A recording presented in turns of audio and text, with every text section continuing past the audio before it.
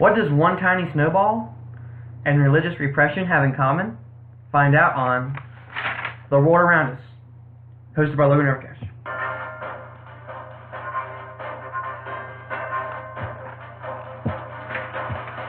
Okay, back to the regularly scheduled question of what does a snowball have to do with religious repression?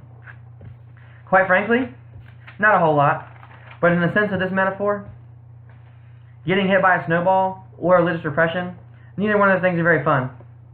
Unfortunately, for those living in Syria, the main concern is a lot worse than getting hit by a snowball. Conflict continues to rise, and now entering year number 8 of conflict in Syria.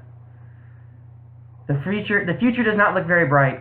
Since 2011, over 400,000 people have been killed as a result of fighting in Syria, with half the population becoming out of their homes and over 5 million refugees around the world who have fled the conflict.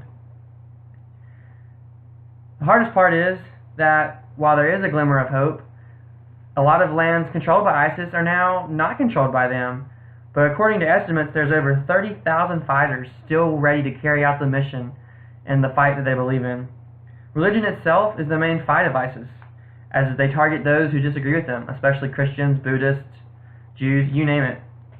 With persecution turning towards ethnic cleansing, it's hard to imagine a world in Syria where we can practice religion the way we want to. Just take a minute to think about it.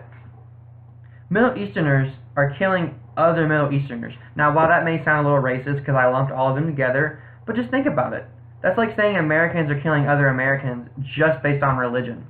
It's hard to imagine people who are so closely connected by ethnic identity and their past that they're killing each other solely based on religion. Villages are emptied, and people are fleeing left and right, as that's the new thing for Syria. Very few people stay behind, and the few that do stay behind are terrified for their life. Most people just want to keep the evil people away from them, and are happy with their homeland.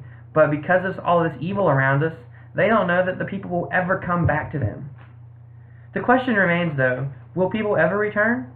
And I think the simple answer is, I don't know. With such poor leadership from a Muslim-led Assad government and the actions of ISIS, why would you want to go back when you can possibly experience that religious freedom somewhere else? And just despite the fact that we have small communities left, if they ever are able to right the ship in Syria, I'm confident that those small communities can build back up to be the strong, powerful empire they used to be.